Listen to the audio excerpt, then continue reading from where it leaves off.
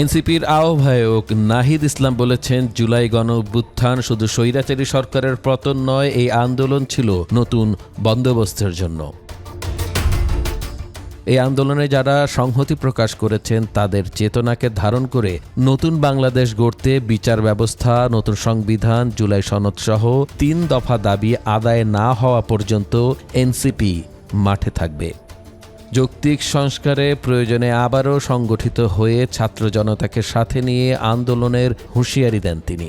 যে জুলাই ঘোষণাপত্র এবং জুলাই সনদ নিয়ে টালবাহানা শুরু হয়েছে, আমরা স্পষ্টভাবে আমরা হুঁশিয়ারি দিতে চাই, যদি সরকার বা অন্য কেউ মনে করে থাকে যে এই যে হাজারো লক্ষ মানুষ যারা রাজপথে নেমে এসেছিল তারা ঘরে ফিরে গিয়েছে, তাহলে আপনারা ভুল ভাবছেন।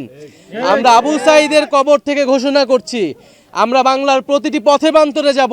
আমরা বাংলার ছাত্র জনতা, তরুণ, শ্রমিকদেরকে আবারও রাজপথে নেমে আসতে আহ্বান জানাবো এবং আমরা ৩রা আগস্ট ঢাকায় আসছি। বাংলাদেশের জনগণকে, ছাত্রদেরকে, শ্রমিকদের সাথে নিয়ে আমরা ঢাকায় ঢুকবো এবং আমাদের যে জুলাই ঘোষণাপত্র এবং জুলাই সনদ সেটি আমরা আদায় করে ছাড়বো ইনশাআল্লাহ। দলের সদস্য সচিব আখতার হোসেন বলেন, ন্যায়সঙ্গত সংস্কার, মানুষের অধিকার আদায় না হওয়া পর্যন্ত এক পা পিছু হটবে না এনসিপি।